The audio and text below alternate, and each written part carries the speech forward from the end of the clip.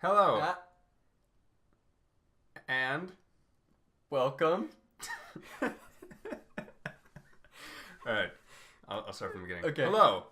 And welcome to another episode of Roommates Review. The Second time. I'm your roommate, Liam. And I'm your roommate, Evan. Today, we're discovering and a fantastic movie. Discussing the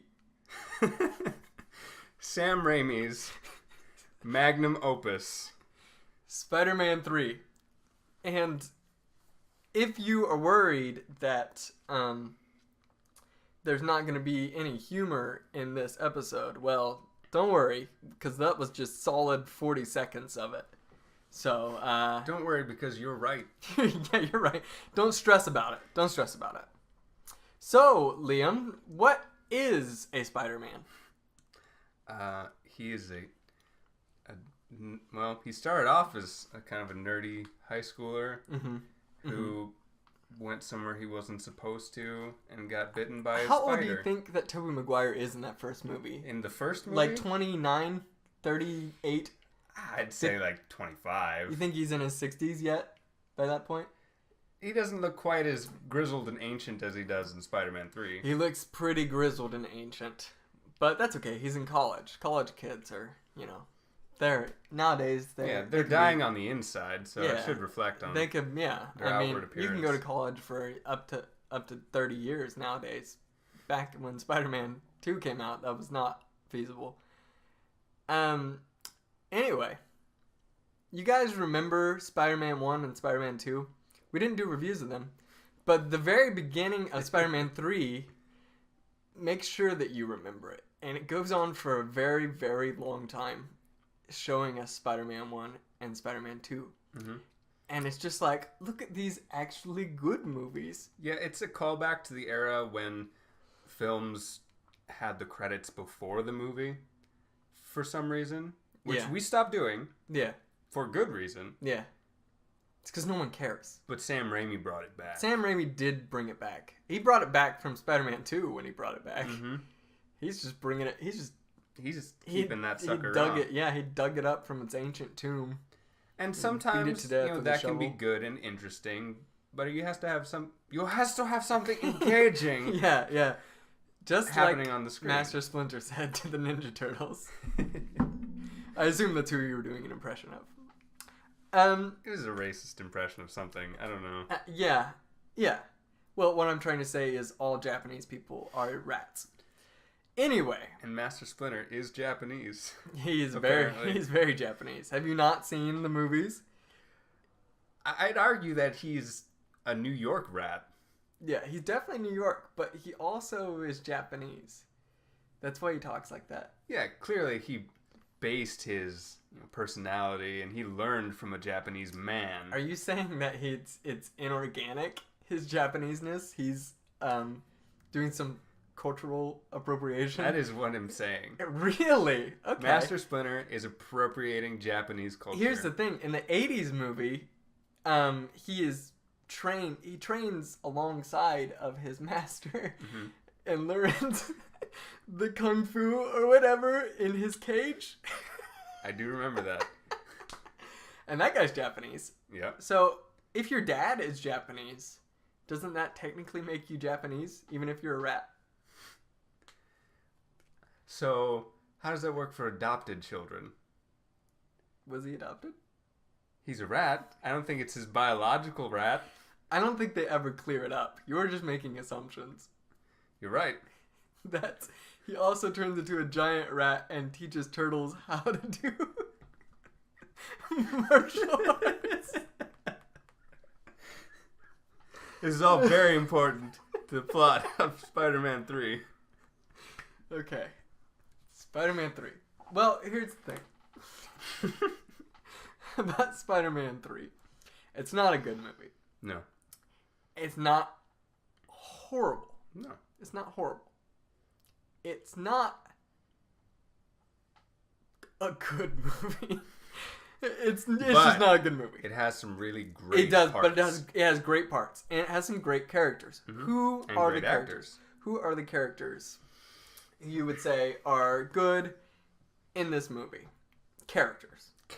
Not the actors not playing actors so much. Okay. But J. characters. Jonah Jameson.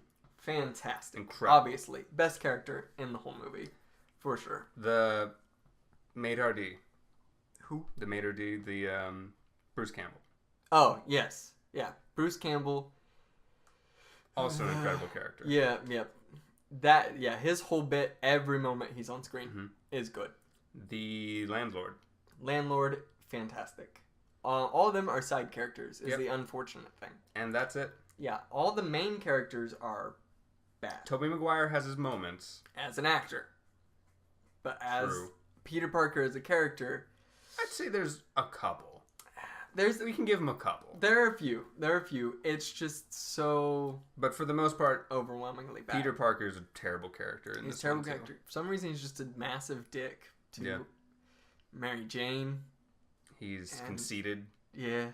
Self-centered. Yeah, very, very much so. Before even the symbiote takes over. Mm-hmm. Which I would understand if there was some sort of shift in personality between, he's a nice guy, but then he gets the symbiote and now he's a jerk.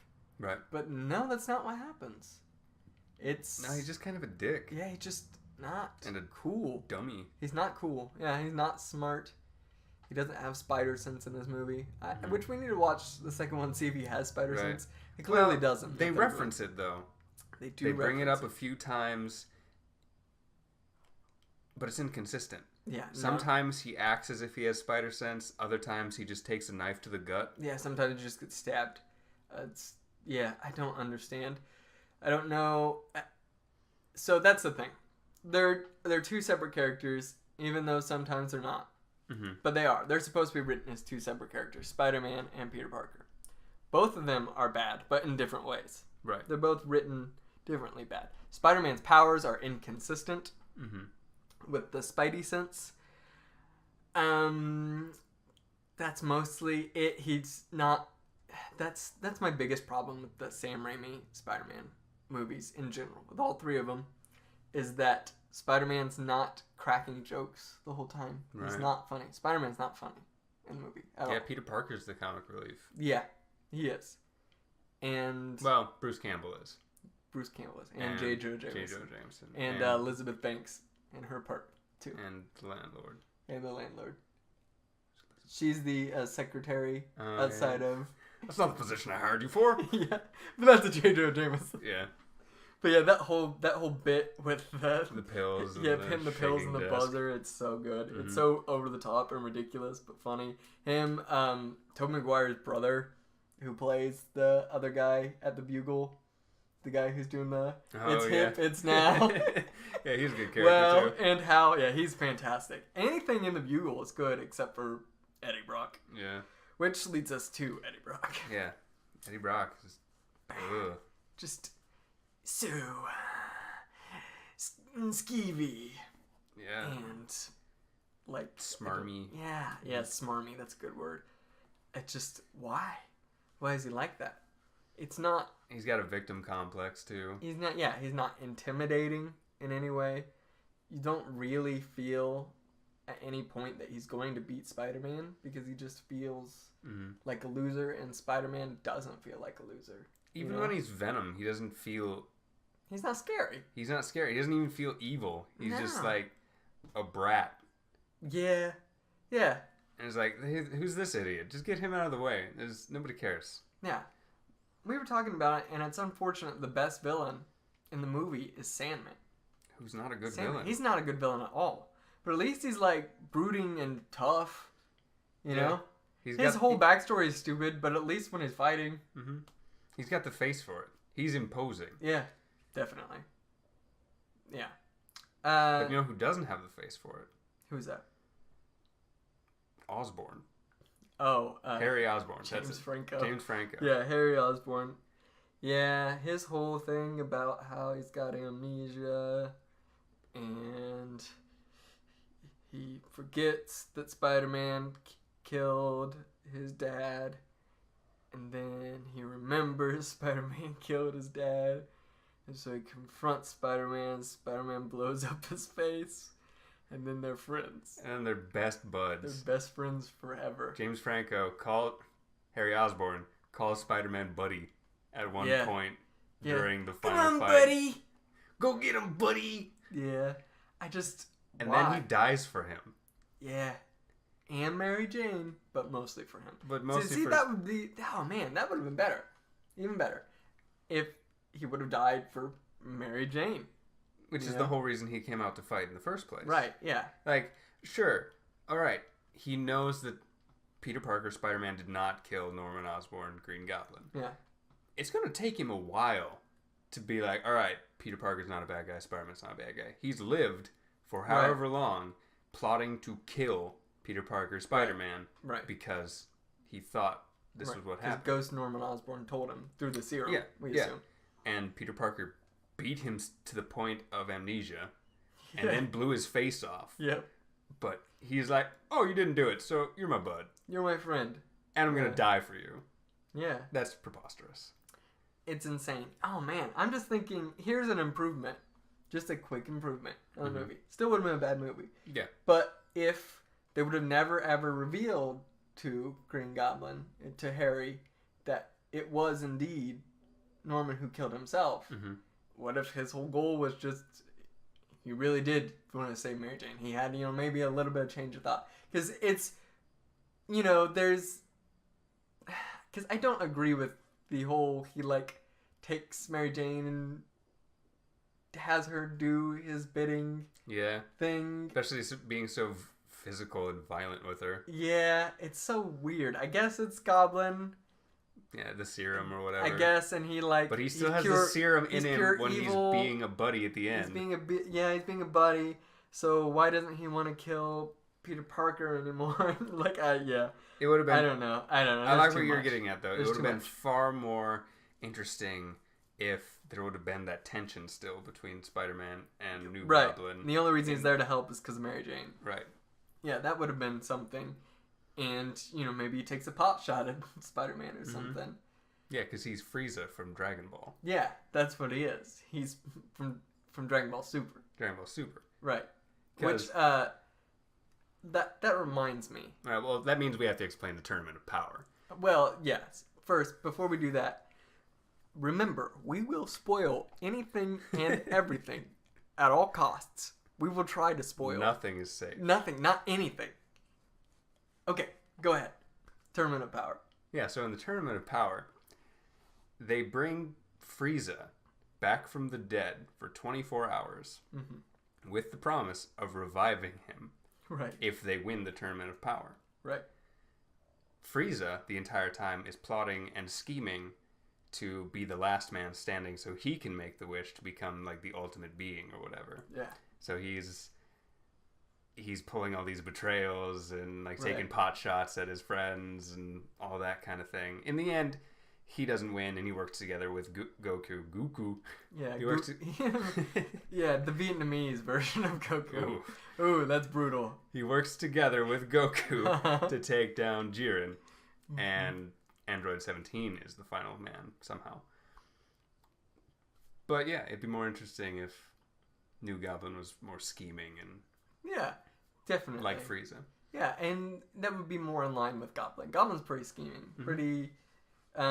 He's brutal when he needs to be to fight Spider-Man, and he's pretty revenge based. But I mean, also he's intelligent. Yeah. He's still Osborn, which I guess not so much that Osborn. And not so much the Osborn in the first movie. Yeah, not well. I'm thinking Harry Osborn is not really as brilliant as Norman Osborn is. Right. But he's still an Osborn. He's still smart in some way. He's not completely useless. Right. Well, I was saying that it doesn't seem like they show Norman Osborn's genius that much in the first Sam Raimi movie either. No, not so much. But, he at least has a plan where he goes and he kills all the businessmen and he goes and he gets Aunt May and stuff. Mm-hmm. But he's calculated in the first one, right? Because the whole Thanksgiving dinner thing happens. He didn't just immediately explode and kill him or whatever. Right. And he then devises a plan. And he puts him to sleep Yeah. instead of just, trying to fight him outright. Yeah. And he says, "You and me, kid, Yeah. we could rule this city." Yeah, and then he also tells him that work was murder. After, he killed a whole bunch of people. It's a good bit. Yeah. It's a great bit. I kind of wish there was more of that in the third Spider-Man. Mm-hmm. The parts that are funny are very funny in Spider-Man 3. Absolutely. What were we saying? J. Jonah Jameson again. That's the thing. All the good characters were funny. Mm-hmm. Whenever they were trying to be serious or brooding, just bad at it. James Franco is a bad call. Yep. For a brooding Harry Osborn. Mm-hmm. They should have completely left New Goblin out of it altogether. Yep. That story is not good. That's the thing. I thought about while we were watching the movie. I often hear about Spider-Man 3. It's not getting to the core of the issue. A complaint often is that Spider-Man 3 is too rushed. They try to cram too much in. And, that's a problem. They tried to do too much too fast. That's not it.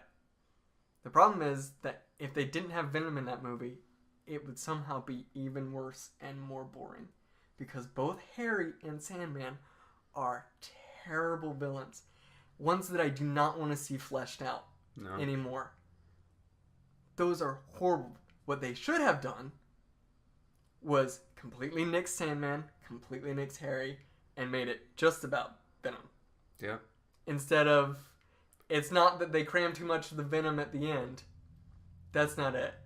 It's just they didn't have enough Venom. And of course that would be a lot more of like writing him better, getting a better actor. That would still all be in there. But the whole movie should have been about Venom. Well, Venom only shows up for the last 20 minutes. Yeah. The symbiote shows up immediately. Yeah. It crashes down, hooks onto his bike, and then you don't see it for an hour. Mm-hmm. It doesn't do anything. Right. For an hour of the film. Yeah. And then it finally does the suit thing. And is there more... There's got to be more screen time where he's Black Spider-Man than when he's Venom. Mm-hmm. But even then, if they split the movie in half, an hour and a half of Black Spider-Man, an hour and a half of Venom, setting that up, that could have been okay. Yeah. He could have fought Venom more than once. Mm-hmm. But they spent too much time even dealing with Flint Marko at all. It's terrible. The only driving thing for you to be even sort of interested in him is the fact that he kills Uncle Ben. And then they just erase that at the end of the movie because it's like, I did it on accident. And Spider-Man's like, I forgive you for killing my uncle. And you still murdered him. Yeah, you that's clearly murder. And you were committing a crime. While you were murdering him. But it was kind of an accident, I guess. And Spider-Man doesn't even know that he has a daughter. I had a daughter and I need to get money for her. I have superpowers, so I used it for crime. The only possible solution to superpowers. I don't understand. I feel like, here's the thing. I don't know why he's in jail from the get-go. Do you know why? Why Marco's in jail? Yeah, what does he do that puts him in jail? Is it for stealing? It must have been for stealing the car. Yeah. And the money. I guess. From Bruce Campbell's other character. Yeah. And Bonesaw. Yeah. Is he in jail for that, I guess? I don't remember. I can't remember. That has to be it. And they probably mentioned it. Then he talked to his cellmate. He's like, oh yeah, I killed this old man. Yeah. I didn't mean to, but I killed him. Something I guess, I would assume you shouldn't do. I've never been. I've never been to prison.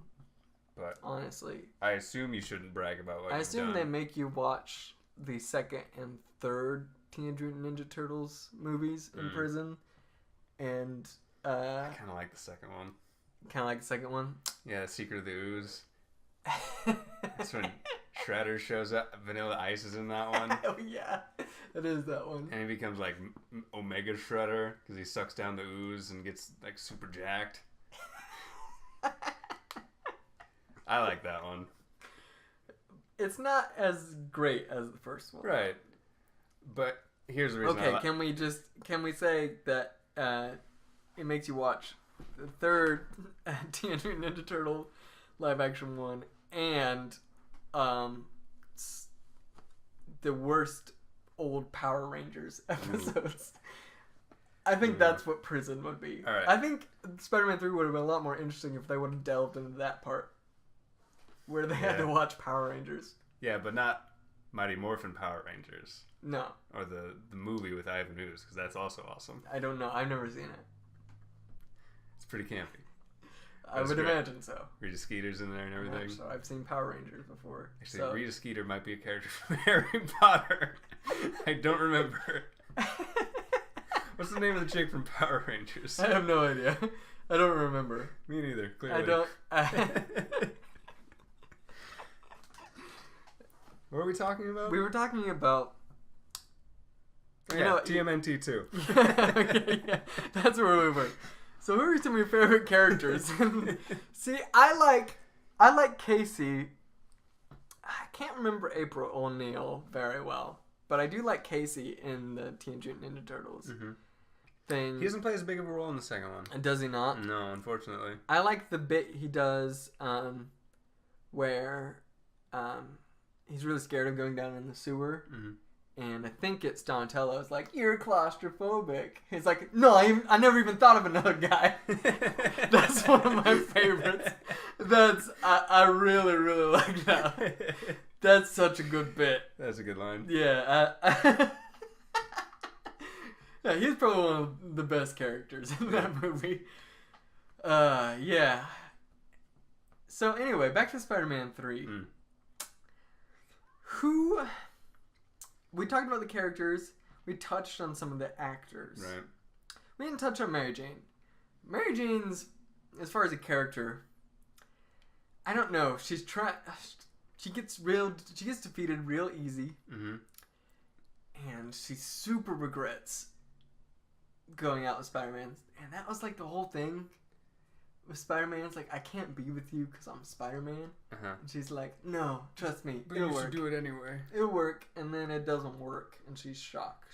She's shook. She shooketh. But Peter is just horrible to her constantly throughout the whole movie. He doesn't deserve a happy ending for how he acted. No. He does nothing redeemable. He does not redeem himself in any way. At the end, he saves her. Yeah, so... Yeah, it's kind of his job. Yeah, like, okay, he saved her. Anyone who was Spider-Man would save her in that position. There's nothing special about him being Spider-Man or him being Peter Parker for that. In fact, the whole reason that she's tied up there is because he's been a dick to everyone else. He completely causes it and then picks it and then is like, yep, I'm good. It's my good deed for the day. I saved Mary Jane. I forgave Sandman for all of his crimes because I'm Jesus, I guess. I murdered Eddie Brock by accident. I let Harry die for me. I'm a good person. I'm a good person. I saved the day. I want to touch back on, it's just like one sentence, on Mary Jane being so easily defeated. She's an actress on Broadway. Yeah, she is. She should be used to being rejected for occasionally. Years. She's been acting. I don't know if she was on Broadway in the second one. I can't remember. Either way, she's been acting in New York. Yeah, which is hard. Yeah, so she should be used to being said no to on occasion. Yeah. In New York. Yeah. Broadway.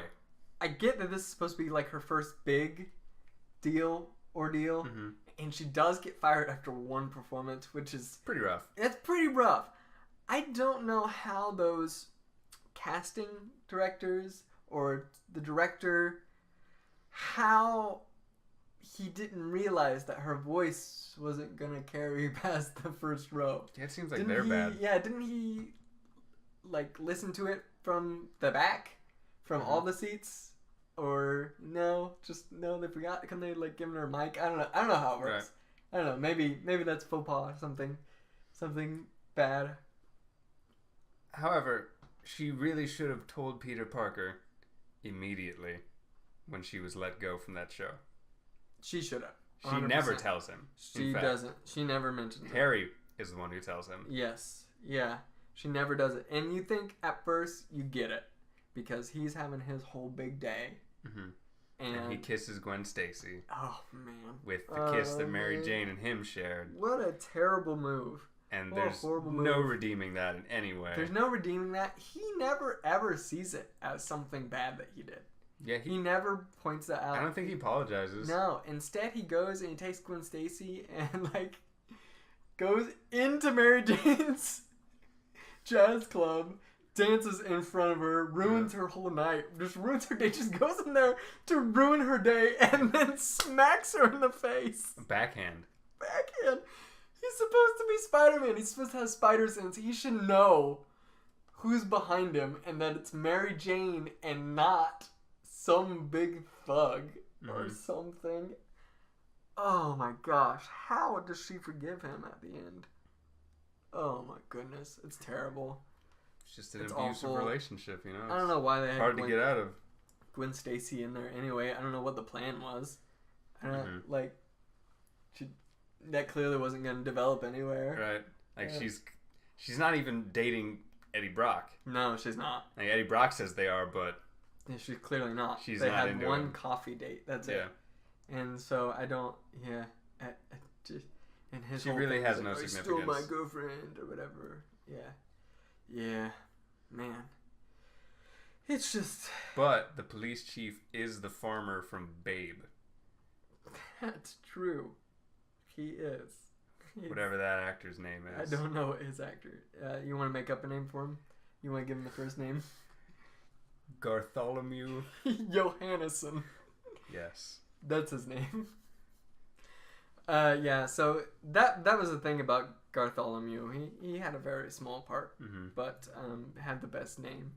And he's Captain Stacy, and that makes me think of this scene where Gwen Stacy's hanging, dangling, and two people who don't care about it, who should care a lot more about it, are Eddie Brock, who's like, I'm also dating your daughter.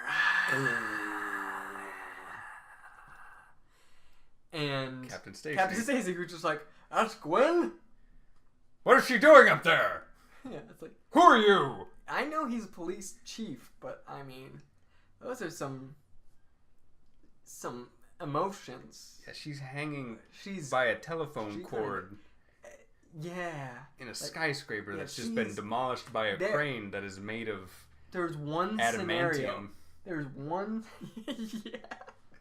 Adamantium. There's one scenario where she doesn't die. And that's if Spider-Man saves her. And it's the one that Doctor Strange first saw in Infinity War.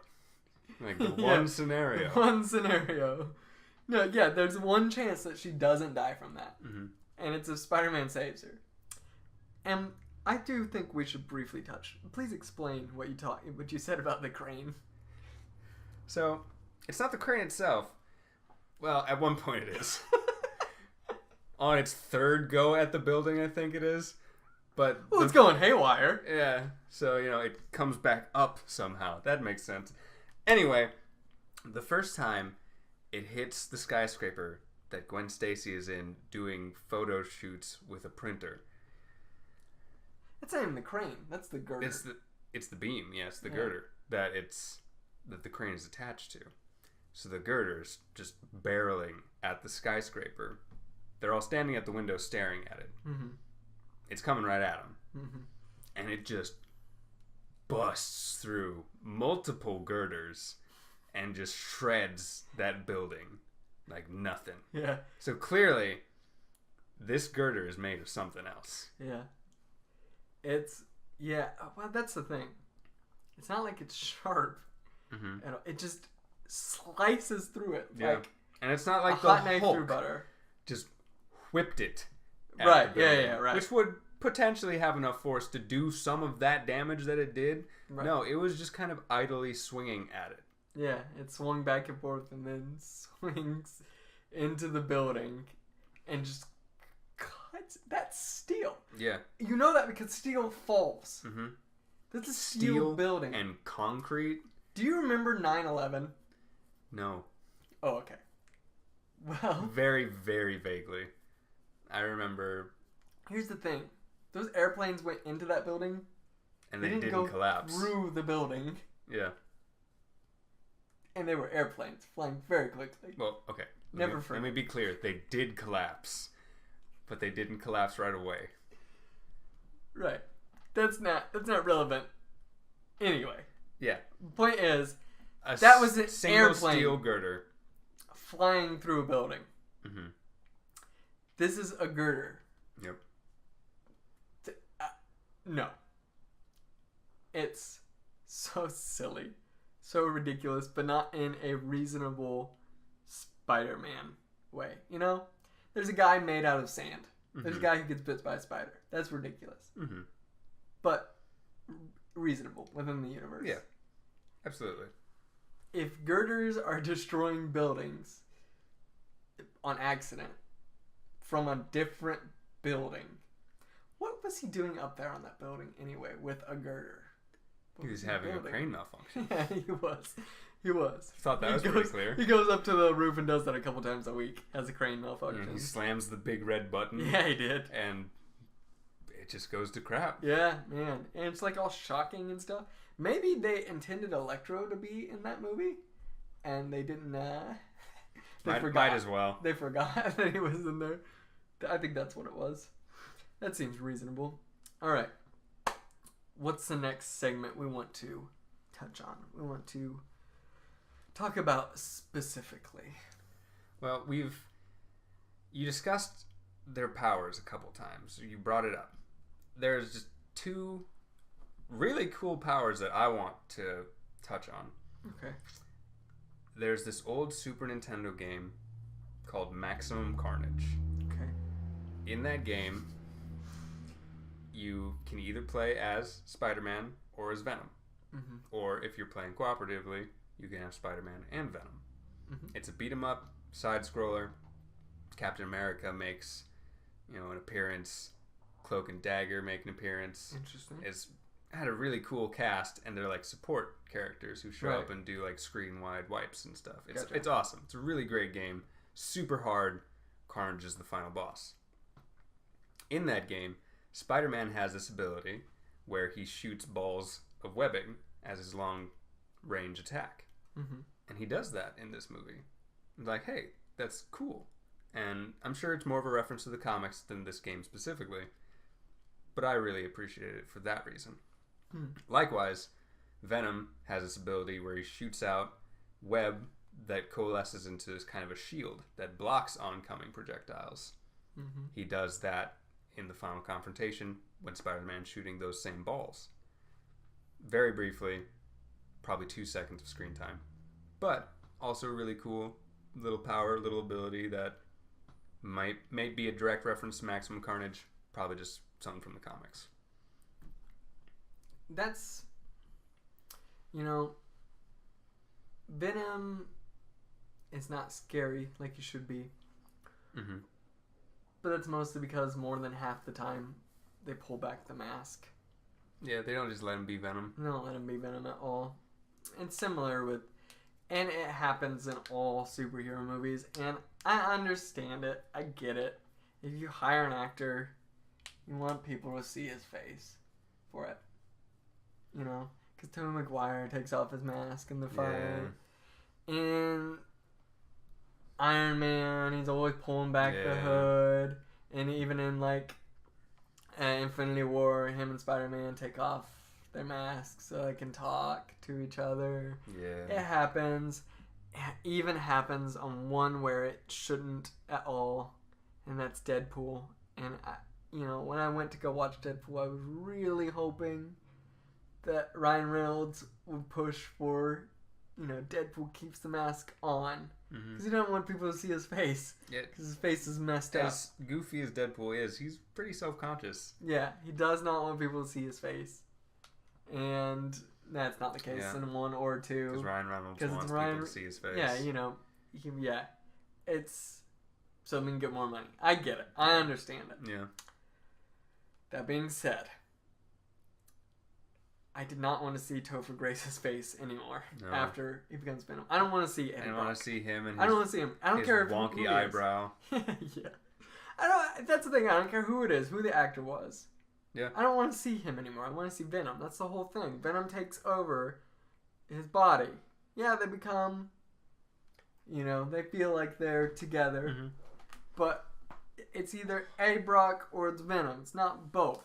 You don't have the Incredible Hulk, and then he's like, let me just let down the Hulk just on my head here so you can see that I'm Bruce Banner and talk it out. It's a very similar thing. Yeah. Well, yeah, I agree. You lose some of the power and mystery and mystique of the characters when just like, oh, it's just this actor. Yeah. It's this person. V for Vendetta, incredibly powerful. You never see that it's Hugo Weaving. Oh, never. Never at all. Like, the closest you get is when he breaks out of the prison and he's on fire and he's just like a body wreathed in flame and burning, and you can't make out any defining features. That's so good, and that's the point. Yeah, he's an idea. Right. That's the whole shtick. Yeah. It doesn't matter who he is beneath the mask. Which is another fantastic example is The Dark Knight. Yep. You don't see Batman pulling off his mask because he's the Batman. The whole thing of... And I mean, I know there are parts of, like, the first one where he's doing Bruce Wayne stuff, but... And there is Bruce Wayne, obviously. Yeah. But, and Ra's al Ghul knows who he is. Mm-hmm. So, but anyway, with the Joker, who doesn't care who he is. He doesn't care.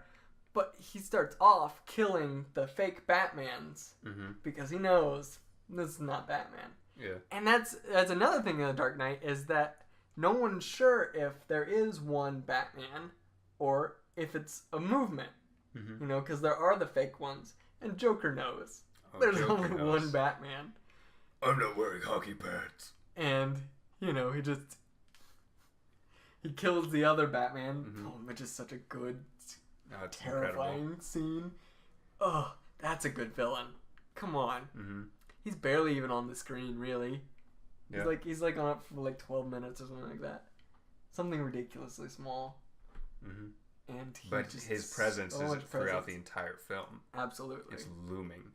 It's I suffocating. just looked that up before. 12 minutes is probably a little low, but it's something it's small. Pretty low. It's something small. But he has a huge impact. Yeah, the threat of the Joker is there. Yeah, 100% the whole time. Whew, man, yeah. So why didn't they do that with Venom? Why didn't they make Venom the Joker? Why didn't they just make a good Venom movie? Why didn't they make a good Venom Because Venom is so cool. Venom is really cool. He's very cool. It's hard. For some reason, it's hard for... I don't know. Yeah. People don't like anti-heroes as villains, I think. Maybe. I don't know. People like anti-heroes as heroes. Maybe you're going to have an anti-hero. Like, Wolverine is in that realm. Frank Castle's in that realm. And normally they want that guy to be a hero. They want him to be good. Right. At the end of the day. And that's kind of what they want. But also they want to kill people. Yeah. They want to do it their own way. And people don't want anti-heroes to be the villain either, I feel like. Because it's just so much easier if this is a good guy, this is a bad guy. I don't want any moral quandaries in between. Which is probably why they did it with Spider-Man at the end. Like, he's a good guy. Yeah, that's it. He's not a bad person. He just had that symbiote on him and was a bad person before then. Yeah. Spider-Man 3 is not a good movie. No. It's truly not. No. Okay. Now I'm just thinking about Frank Castle and the Punisher. Oof. And Wolverine and how cool they are. Okay. And how they just murder people. All right. Who are bad people who need to be murdered sometimes. Right. Okay. Here's the thing, though. Clearly, obviously, in society, if you're a mutant ninja turtle, you need to live in the sewers, right? Yes. Do you think that Frank Castle would not like them for using a mask? Because they all use masks, and he does not like masks at all. He didn't like Daredevil, he didn't like Spider-Man, because he wants them to show their face. But it's like a Zorro type mask that doesn't hide much. That's true. And that's what I'm saying. They're already and they're turtles. Giant teenage mutant ninja turtles. But do you think that Frank Castle would be able to discern that? Do you think that Frank Castle would murder the Teenage Mutant Ninja Turtles if he had the chance? That's the question I'm asking. That's what I'm posing. Okay. Why would he want to murder them? Because they're vigilantes. And Does he kill all vigilantes? Yeah, well, that's the thing. He doesn't like... He comes up with Spider-Man and Daredevil. Something... I don't know why. It's mostly the mask. Mm-hmm. It's mostly... Maybe he would think that they're abominations. Maybe. And rid them of the earth. Maybe... I mean, something Frank Castle wants to kill most things and most people. That's true. It could easily be set up to where it looks like the Ninja Turtles did something bad, and then Punisher's gonna kill them. Yeah. You know, that could easily happen. For sure. Because I think that's more common with Punisher fighting other heroes, is that it looks like they did something wrong. There's very few heroes that Punisher looks up to and thinks, you are the example of hero. Captain America. Yeah. Captain America wears a mask, so... Yeah, so it's hard to say what Frank Castle really thinks. Yeah. I feel like he'd probably team up with the Ninja Turtles at some point, or has. Yeah, he might. And be really cool. Yeah. I'm sure. Oh, man, can you imagine Punisher killing Shredder? I am Punishing Shredder? Oh my gosh, that would be incredible. Oh, wow, what a fight. Yeah. What a fight. He's using martial arts, and Punisher's using a gun. That would be awesome. I don't think... Does Shredder have any powers? He's just really good. I think he's just really... I don't know. He's just really good at martial arts. About Shredder. And he's also got, like, you know, Shredder claws. Yeah, he's got sweet claws. He's also very evil, and he's got the whole Foot Clan. He's got the Foot Clan. Oh, can you imagine Frank Castle killing so many members of the Foot Clan? Yes. Just killing them, killing them. Oh, man. It makes me think of the first part of Wolverine, the movie, just titled Wolverine, where he's in Japan. Right. Before you realize the movie's terrible. Right. And he's killing all those ninjas at the pagoda or whatever that place is. Yeah. The movie's not good, but not because of... It's got your fill for... I understand that we are currently talking about the Wolverine movie where he goes to Japan. What I'm saying is, as far as senseless violence goes, you get your fill on that. And that's all I want from a Wolverine movie. Right. Yeah, I mean, it's not a terrible movie. It's not compelling. It kind of falls apart. We're going to watch this movie at some point, so we probably shouldn't review it now. It's been a while since I've seen it. It's been a while. But I feel like we should throw that in there. Yeah.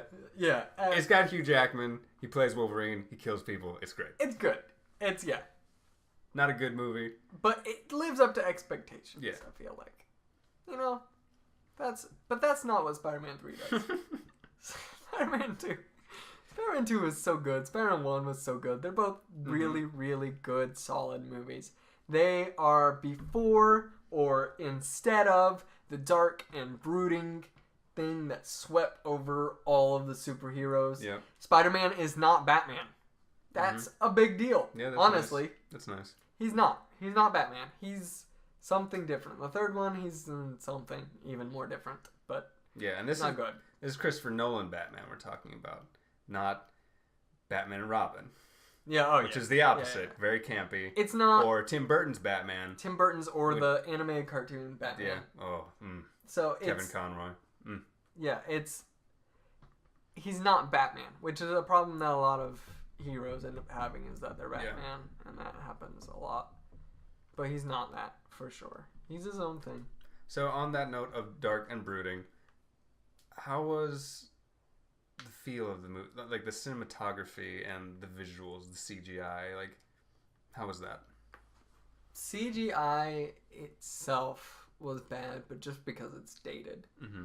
I was talking to Liam about it during the movie there are some really, really cool ideas. I actually think if the CGI was up to date, the fight between New Goblin and Spider-Man would be super good. Yeah. And them going between the buildings and flying over the city, having a whole fight, and just super mobile characters fighting in a super mobile environment. And it ends horribly. Oh. With him So bad. getting caught on the spider web and doing a flip and hitting his head or whatever. No, it ends terribly. Well, because it has a bunch of Looney Tunes sounds associated with it too. Yeah, that's part of it. The spider web goes twang. But that's the best fight scene in the movie.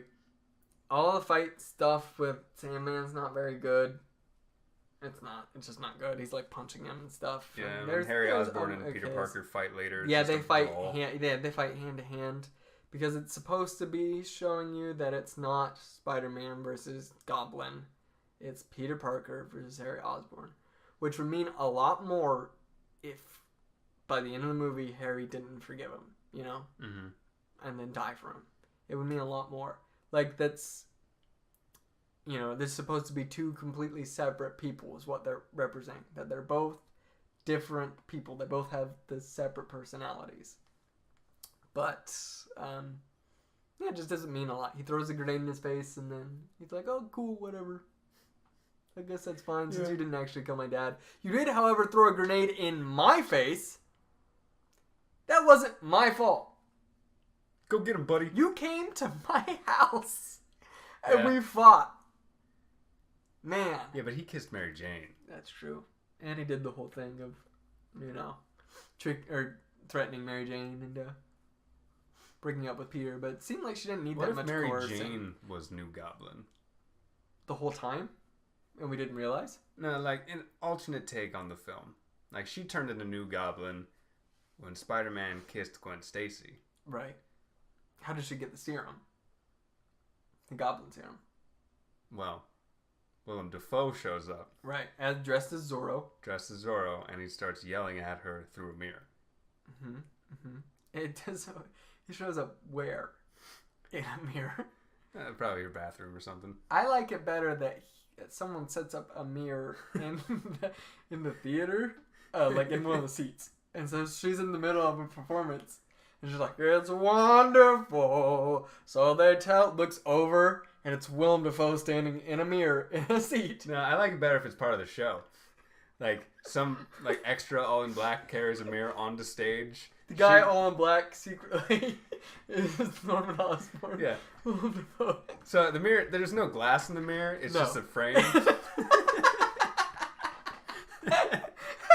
So she's walking down the stairs. All black, dressed as Zorro. Yeah, she's walking down the stairs singing. She pretends he's not there. Like, it's part of the show. Yeah. And he's just screaming at her. Like, to go for... Avenge me! Yeah, to attack his heart. Right, yeah. While she's singing. Right. I think that would have been really good. Yeah. I think that would have been probably a little better than... I'm all for giving more parts to Willem Dafoe. I think he should have been a bigger deal in the third one. It is incredible. They knew. Sam Raimi knew that the best part of the first Spider-Man was Willem Dafoe. By as far. Norman Osborn. Because he brought him back into the third movie. Yeah. That's crazy. He brings it back in the second one. And he brings it back one more time. He's like, hey, Willem Dafoe, we're making a third Spider-Man here. And we need you... really. Yeah, I know, right? Yeah, we need you. Oh, you need me? Yeah, we need you to dress up all in black and carry a frame of a mirror and tell Kirsten Dunst that you want her to kill Tobey Maguire. She'll never see it coming. And then we need to do some shots for the movie. Yeah, I think the movie would have been better as a horror movie where Willem Dafoe is like a ghost haunting Mary Jane. I think Willem Dafoe can just play himself and it's a horror movie. I think that's true. I think that actually he was playing himself in the first one. And Sam Raimi didn't realize. He didn't catch on. And he really did kill those people. Yes, There with was- pumpkin bombs. Yeah, he did fly around on a glider. Yeah. Not many people know, but Willem Dafoe is actually an engineer, a mechanical engineer, and he was able to develop the glider himself. Mm-hmm. So, what other actors did we want in the movie? I know that you told me you had one in mind specifically. Well, I was not thinking this throughout the movie, but then you started singing the song that Mary Jane does. Mm-hmm. They say that falling in love is wonderful, whatever. Mm-hmm. And It's their favorite. I just envisioned Gilbert Gottfried in that white dress walking down the stairs singing that, like the Affleck duck. That's Which- why. like, I'm not going to try and do the impression because it's Gilbert Gottfried. Okay, no, I won't be able to. But man, You, the listener, You know know. what he sounds you know what like. it sounds like. You can envision it, You can say, and it's yeah. beautiful. If Gilbert Godfrey played Mary Jane and he looks over in the middle of the performance and sees Willem Dafoe dressed as Zorro, Holding man. a frame, Okay, so we got to replace the whole cast, right? naturally. Tom McGuire does a good job, Mm-hmm. but I don't think that he does the best job that's possible. Right. I say you replace Tom McGuire with The Rock. Flat out. Think of it. Think of Peter Parker, but he's buff and strong and Samoan. Right. Aunt May is still the same actress, though. We keep her the same. Of course. Because she's a pretty good actress. Yeah, she's pretty good. It's pretty weak in this movie, but, it's not. But that's because the writing is bad. I don't know what he was on when he wrote the movie, Sam Raimi. But, we'll keep Aunt May. But Peter Parker is now Samoan and jacked Right. as The Rock. Who is a better James Franco? So you know the cafe scene? Mm-hmm. James Franco's got the lazy eye. Yeah, he He's does. kind of like staring off, Right. unfocused the Right. entire scene. Mhm. Steve Buscemi. Steve Buscemi. And I don't know if I've said Steve Buscemi for another movie, but I think he should be in everything. I think here's a counter proposal. Okay. That him and Gary Oldman switch off. Him and Steve Buscemi. Yeah. Steve Or Buscemi. Steve Buscemi and Gary Oldman switch off playing Yeah. Harry Osborn. Yeah, you don't know who's gonna be whom. So it's like a really serious See, one. but if Gary Oldman's playing him, I just assume Gary Oldman's playing Steve Buscemi. Because Gary Oldman's just that good. Gary Busey. I thought we did Gary Busey already. I don't know. We did. I think he was in one of the ones we haven't released yet. Which will be released by the time this one's up. Right. We already did Gary Busey. Okay, so not Gary Busey. Maybe Gary Oldman doing his best impression of Gary Busey. Okay. And Steve Buscemi. And Steve Buscemi. Like, we're talking every other scene of just, like, Mhm. there's no, like, no one calls it out in universe that it's two completely different actors playing Right. the same character. How do you feel about that? I'm alright with that. Okay. As long as you'll allow me to have... What's the name of the actor who plays Gimli? Shoot. I don't know his name. He's the Goonies guy, right? The Goonies guy. Gimli? I've never seen one of them. No, you're thinking of Sam, who's played by Sean Astin. Very different person. Are you sure? Yes. The guy who plays Which Gimli. one's Gimli? He's in Indiana Jones. He's the, like... I don't know. You've seen Indiana Jones. I've seen Indiana Jones, the first one? Third one? He's like his Middle Eastern friend, the big jolly one. Yeah.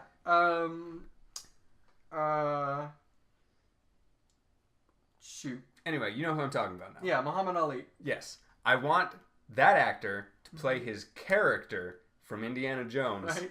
as J. Jonah Jameson. Gimli. Who's Gimli? Is that from Harry Potter? You said Lord of the Rings already, so you I can't... know, It's but too I'm late second guessing it's too myself. Late. It's too late for that joke. I know, I'm not joking. Who is he? He's the dwarf. Oh! Huh. And that actor's like 6 foot something in real life. Gotcha. Okay, yeah, I didn't remember that. Huh. Anyway. Mm-hmm. Okay, so we got The Rock as Peter Parker. We have that guy, Sam Gamgee, Yes. as Spider-Man 2. We're losing it. Who's replacing Bartholomew Youssef? Youssef. I don't remember what you said. I think I said Johannesson. Yeah, that's it. Um, Usain Bolt. All right. there's a lot more black people. Considering Muhammad Ali is going to be playing, who did I say? Is he going to be New Goblin? No, you said Muhammad Ali was the name of the Indiana Jones character played by the guy who plays Gimli. That's right. And who was he playing? He was playing J. Jonah Jameson. Okay, so who's Eddie Brock? Wait, what's he playing? Never mind. I just picked one. Okay, who's playing Eddie Brock then? Who? Okay, who is the antithesis to The Rock?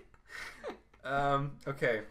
That 70s show. Right. The actor who plays Red. You think he would be? Because we gotta stay consistent. Right. So instead of Topher Grace, Right. we have The Rock. Yes. No. We have Topher Grace's dad in that 70s show. Right. That makes sense. I feel like he'd be a good vulture. I think. Because he's bald And he's old. and he's old. And he's mean. All right. I think that's all it really takes to be a vulture. Yeah, pretty much. Is old, bald, and mean. I also think that my study hall teacher could have been the vulture. I think that he could have been the vulture. So, alright, so the cast is, so far, The Rock as Spider-Man. Yeah. I mean, bit. Uh-huh. James Franco is now played by both Gary Oldman Steve and Buscemi. Steve Buscemi. Mary Jane is Gilbert Gottfried, which is the best casting we've made. J. Jonah Jameson is not played by J.K. Simmons anymore, but is now played by that character from Indiana Jones. Yes. And Eddie Brock is played by I don't remember. His name is Red in that 70s show. Red in that 70s show. I think it'd be pretty good that way.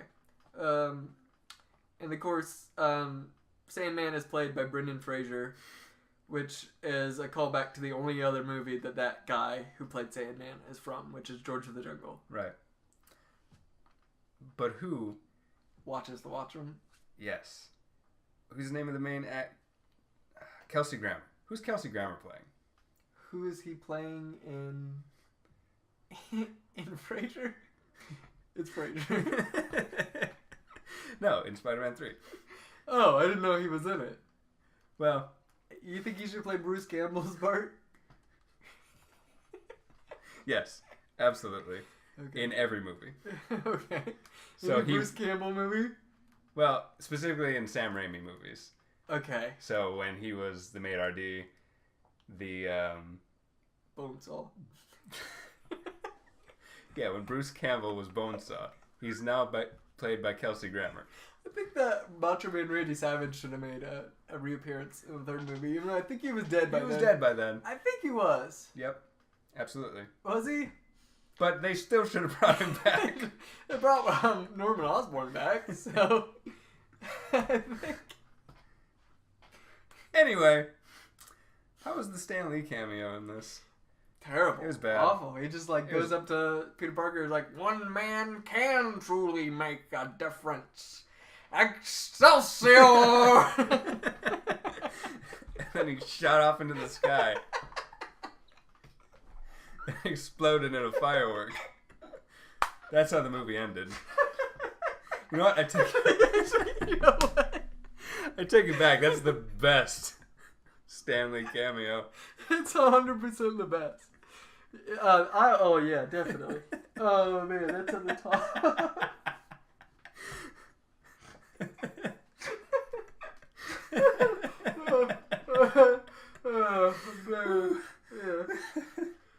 Yeah, I think that tops it. I think that's at the top of the list then. Oh man, let me look at my. I decided to move these to my phone, so I don't have to move the screen anymore. But oh man, that's good stuff. So as far as Stan Lee rankings go, we have 6 down for the 6 movies we've done up to this point. Yep. At the top is The Amazing Spider-Man, which is where he's in the library. The library scene. Awesome. Still fantastic. Just awesome. Hilarious. Deadpool, he's in the strip club. That's number 2. It's pretty good. Captain America Civil War, we put 3rd, and that's Tony Stank. Yeah, it's Tony Stank. That's bad. That's a bad. bad one. And we still got 2 movies underneath it, which is Thor Ragnarok, which is where he's cutting the hair of Thor, and then the Amazing Spider-Man 2 one that we can't even remember. Yeah. I don't remember what it was.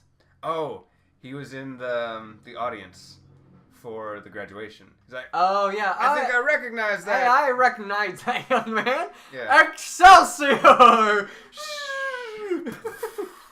It was a great callback they did. Yeah. Mark Webb made a good call there. And then there's Blade, which does not have a Stanley cameo that we know of. Right. That we couldn't find. We didn't go frame by frame and scrub through the whole thing. But if we had, I assume we would have found him. So that's the thing. Is it the worst one?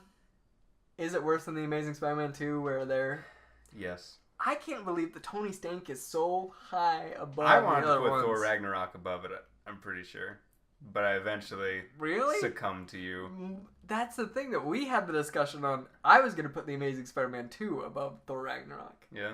Yeah. Ooh. That's how... that must have been what that was our discussion. But in the end, I said that it didn't matter because they're both really bad. They're both bad. They're both bad. The But Tony this Stank one's worse. Not good. This one's worse. This is the worst one. This is the worst one. It might be the worst one. Altogether. Better than Blade. Better than Blade. For sure. So it is not the very last place. It is not. It is not. And it will actually keep going up because I don't think he appears in any of the Blade movies. And there's 3 of them. I don't believe so. And there are other movies I didn't appear in. Mm-hmm. Other ones. So it's got some... Yeah, is he in any of the X-Men ones? I don't think so. I don't think he's in any of I the don't X-Men. think he's in any of them. I don't think that he's alive anymore. That would be really sad if I said that. I was kind of focused on typing this into the... As this is recorded, we know for a fact that Stan Lee is alive. If he's dead by the time this is released... It was my fault. I'm sorry. It's Evan's fault. I'm sorry. And the FBI are coming to our house. Yeah, even if he died of old age, which is most likely. Right. I don't think they really investigate those normally. Stanley is a treasure, and we don't want him dead. No. Anyway, was this movie racist? I mean, they do have a black Spider-Man played by a white man. Don't you think that that's a little bit of a blackface? There are 2 black people played by white guys. Black as in... Got it. The suit is black. Yeah. Like, what are you talking about? Miles Morales wasn't in this. Yeah. Okay. So, I mean, how many black people did you see in that movie? Like, in the jazz club, even? There was maybe... Yeah, the clarinetist. He was black. Is it clarinetist? I don't know. What would you say it is? I don't know. Just, that sounds like a mouthful. How about clarininator? That's a little more of a mouthful. That's a little more. That's a little more 80s like Terminator. How about something sleek, modern? Give me that. A claro. Ooh. Yeah.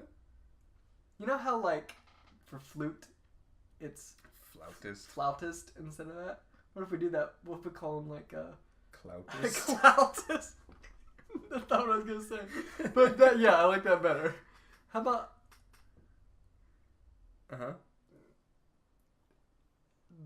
the Clar? That sounds like a race from Star Trek. I think Cloutus is the best we've come up with. Yeah. How about clownfish? And it works because fish is plural and singular. Yes, this movie is racist. The only black person who we can remember is in a jazz band. Yeah. Yeah, it's racist. Horribly racist movie. Please don't watch it. Don't watch it. You're just furthering the right-wing agenda of separating all peoples. So, if we had to rank the movie, And I think we're to that point. And I think we do. I think we should. That's how we end. Yeah. But I was not finished with my sentence, but if we had to rank it in halves, if the first half of the movie was a different movie than the second half of the movie, it would be higher up. That being said, the first half of the movie isn't that good either. No, it's not that good, but it's not an affront to God as the second half is. See how I felt about it? It's a bad movie. But I didn't have a terrible time watching it. No. I enjoyed myself watching it. It's fairly interesting for how bad it is. Yeah. I would say that. Yeah. It's not, and it wasn't like with Blade, a thing where we just, when's it gonna end? Of course, we know the movie pretty well, but still. Yeah, we've seen this one quite a few times. Yes.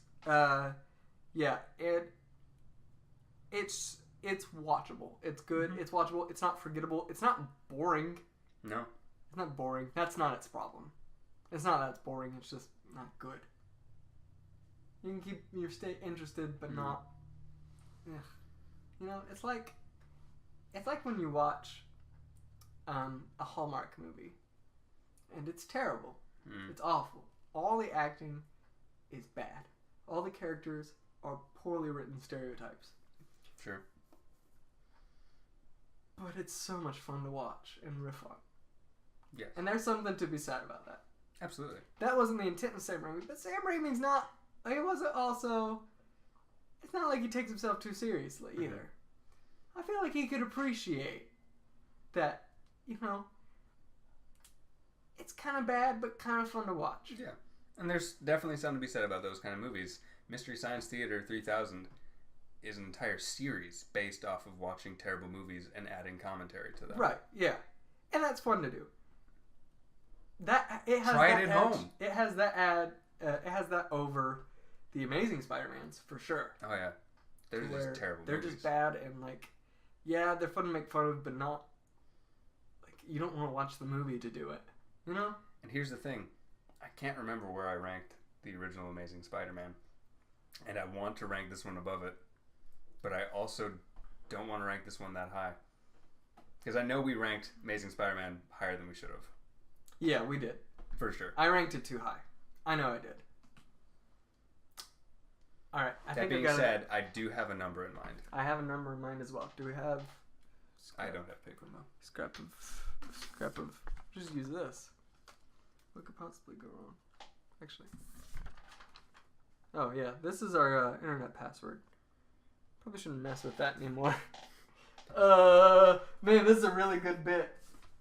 Oh, you can fold this in half. And then I'll do one half, and then I won't look at the side. Okay. See, but how do we reveal? All right, go ahead. You know what? I'll just write it, and then I'll hold it for you. Okay. I'll hold it for you. Now you write on it. All right. You guys can't see at home, but this is retarded. Yeah, it's terrible. Okay. Ready? Unfold it? No, I'm just gonna flip it. Oh, that makes more sense. 3, 2, 1.